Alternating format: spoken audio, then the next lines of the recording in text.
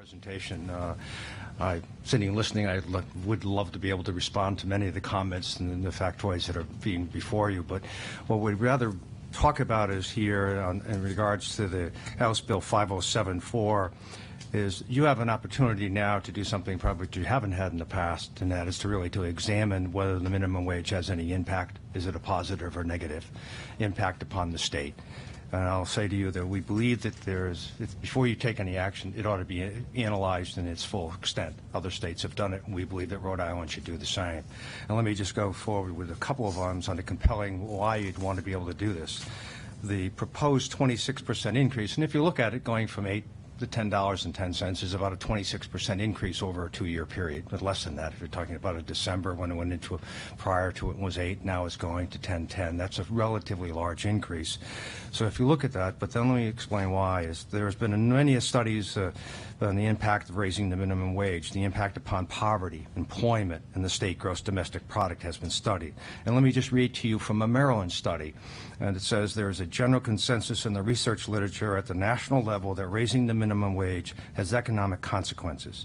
It reduces employment, particularly among low-skilled workers, increases wages of affected workers but at the expense of low-wage workers losing their jobs, has no effect on low-income families or on reducing poverty rates, produces negative effects on skills and school completion rates, raises prices particularly for goods and services in retail, hospitality, construction, healthcare sectors, and weakens the local economy's competitive position in regional markets, and over the long term may lower the earnings of workers later in their work life who are the beneficiaries of increases in the minimum wage as teenage workers. That's one study that was just done several years ago and about a Maryland increase.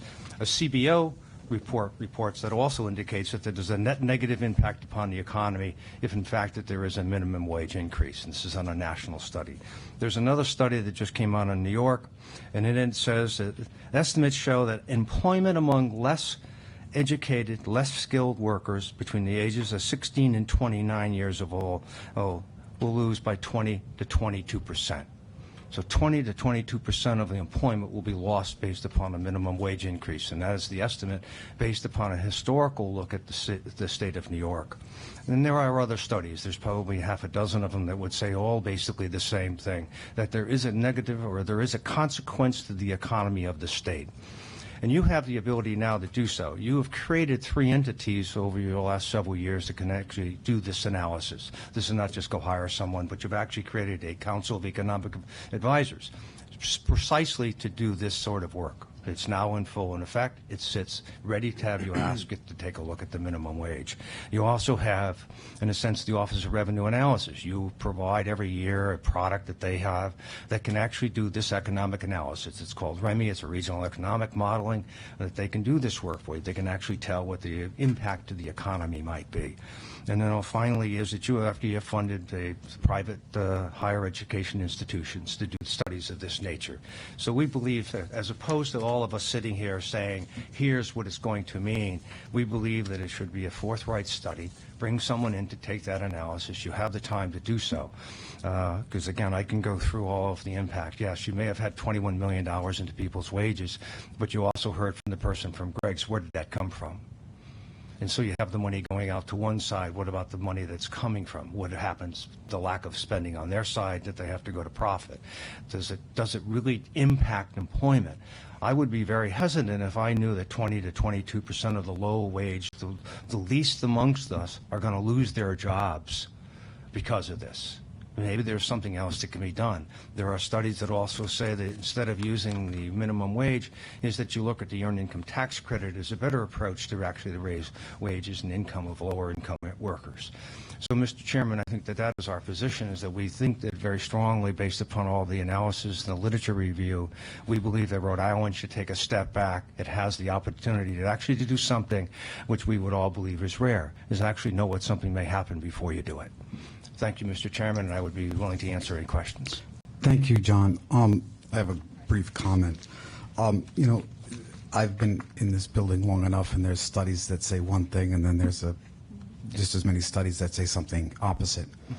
But if you are listening to some of the studies that you recited, would you agree that if increasing the minimum wage would possibly hurt the economy, then decreasing it might help the economy? Not necessarily decreasing it, because you've But, actually but what my point is, if we increase it and it hurts, then only logic would say if you decreased it by $1, it might help the economy. I mean, it's gonna have some kind of an effect, either negative or Yes, positive. I would agree with you, and I'm trying to walk through my mind on the negative side of reducing it. It's probably something we haven't considered on the reduction of the minimum wage. Even for us, I guess we wouldn't say drop the minimum wage back to 7 or to 8. But I would say to you, if we I'm not believe- suggesting it either, but I'm just using it. It's an intellectual argument that I probably would agree with some of the other speakers before that keeping it where it is. I think part of the analysis would be, Chairman, is that you would want to look at what's the rate increase and what's the impact. What are the changes that occur in the economy to reduce the minimum wage? I think once it's been in play, would have more of a negative impact, because you've had people now who are committed to having a wage amount, a dollar amount. And most of the testimony you'll hear is who are the beneficiaries of the minimum wage are not. They're not the full-time workers. So I think you would probably have a negative, it'd be a slight probably improvement, because you'd have the lesser cost structure. But again, I don't think that we are in that position, especially on a competitive nature. One of the things we talked about is the price compression. We're at $9 now. We're similar to Massachusetts. We'll be a little lower than Mass if we don't do something. But the wage structure in Massachusetts is significantly higher than it is in Rhode Island. So the wage compression will be there that will raise the minimum here in Rhode Island, which will have a negative impact on compression, not just within the state itself, but in a competitive nature with Massachusetts.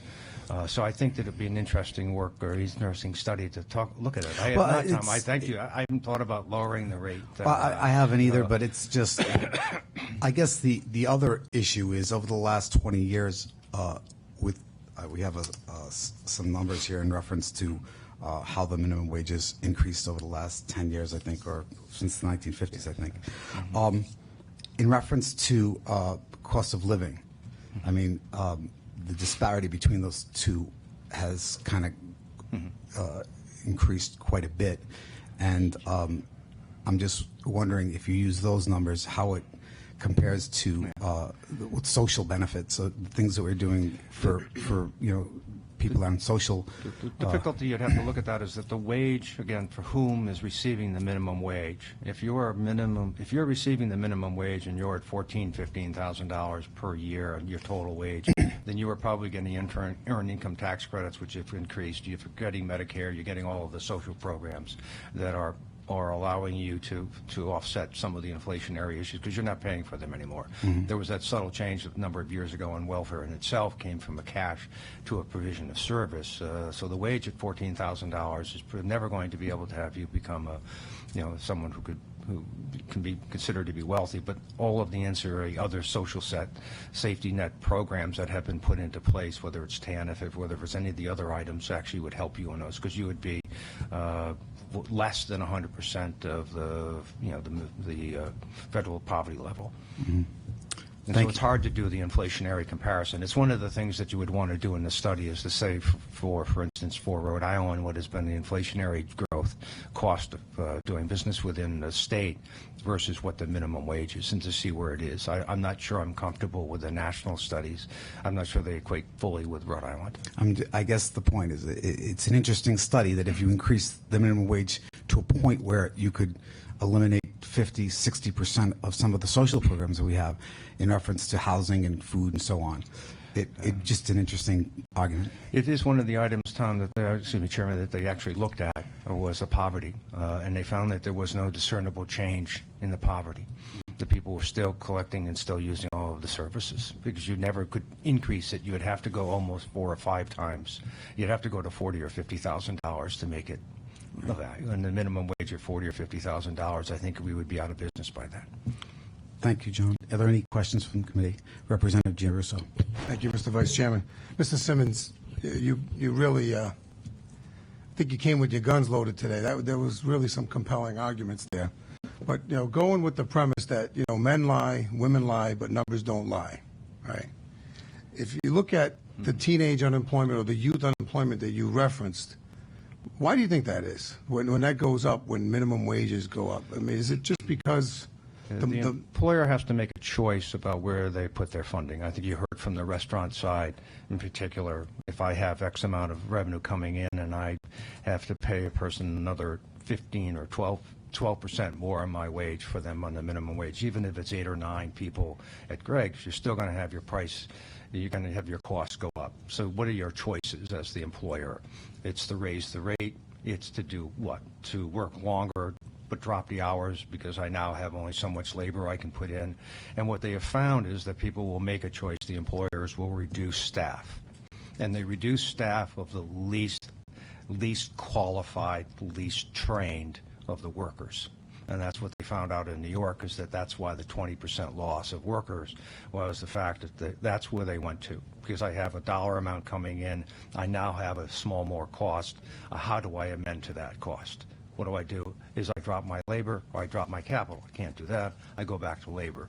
I reduce my either the amount of work that they do, or the amount of workers that I have, or I raise prices. And we're probably in a price-sensitive position. They would probably want to go first. I think over time, however, and this is why the economic analysis needs to be done, is because over time, if the demand for work and demand for product coming out of the company in a year or 2 or 3, you may get back to the competitive nature.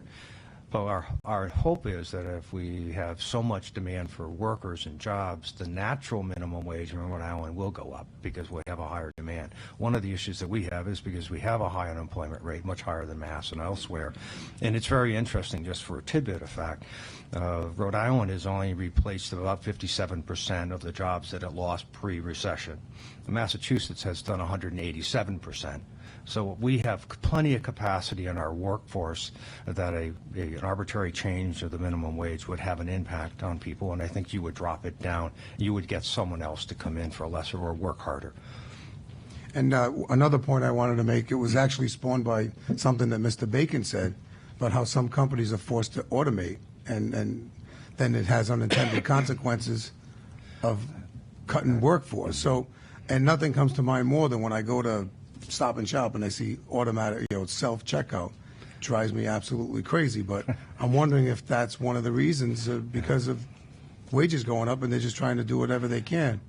There's been some work done, I think, by McDonald's, as a matter of fact, in particular on hamburger making. There's some expertise now that they're drafting up that there'll be no person making hamburgers anymore at McDonald's. It'll be all done by machine. So you'll have the hamburger cooked, stacked, and put on whatever puts on the stuff, and all right up to the clerk outside. The automation piece will become much more costly or cost effective, because if you're at $9 or $10 an hour and you've got 600,000 or 700,000, can you do something else with that money to reduce the labor costs? Because you're also right, it's not a dollar only by itself, or it's not $1.10.